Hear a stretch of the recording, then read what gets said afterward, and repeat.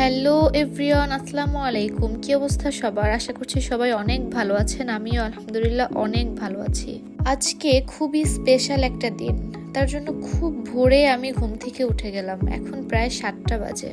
Special বলছি এ কারণে, আজকে আমার আয়রার জন্মদিন।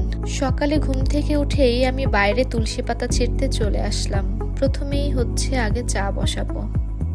রেগুলার সকালে আমাদের প্রত্যেকের 1 কাপ চা লাগে।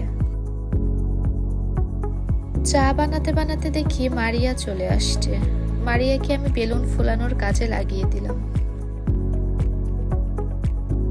আয়রা বাইরে খেলছে। এর মধ্যে মারিয়াকে বললাম যে তুমি বেলুনগুলো ফুলিয়ে ফেলো, যাতে আয়রা না দেখতে পারে। আয়রাকে সারপ্রাইজ দিব।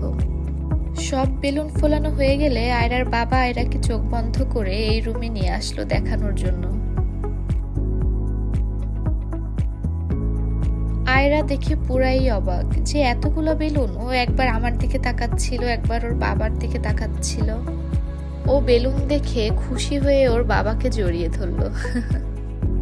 এদিকে খালা আমাকে ডাকতেছিল যে তাড়াতাড়ি আসো, বাজার চলে আসছে। আমি আগে মুরগি টুরগি কেটে তোমাকে গোছগাছ করে দেই। আমিও সিঁড়িতে বসে পড়লাম, দেখবো যে খালা ঠিকঠাক মতো সাইজ করে মাংসটা কাটতে পারছে কিনা। যদিও খালা ভালো কাজ করে, তারপরেও আমি একটু বসে আছি। খালাও বারবার আমাকে দেখাচ্ছিল যে দেখো সাইজটা ঠিক আছে কিনা। মাংস কাটাকাটি করে এখন আলু কেটে নিচ্ছে। আজকে হচ্ছে মাংস দিয়ে আলু দিয়ে পাতলা ঝোল রান্না করব।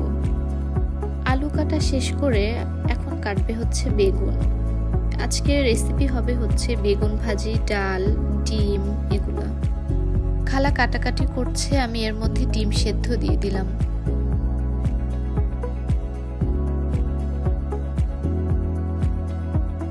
ডিম সিদ্ধ উঠিয়ে দিয়েই আমি চলে আসলাম বাইরে। বাইরে আসতেই দেখি খালা খুব সুন্দর করে মাংসটাকে ধুচ্ছে।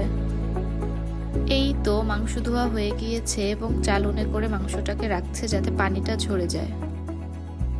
এর মধ্যে আমার মেয়ের অল্প কিছু বন্ধু চলেও এসেছে এবং আমার মেয়ে বেলুন দিয়ে তাদের সাথে খেলা করছে। আর অন্যদিকে আমি হচ্ছে রান্না উঠাই দিছি। আজকে এমনিতেই অনেক দেরি হয়ে গিয়েছে।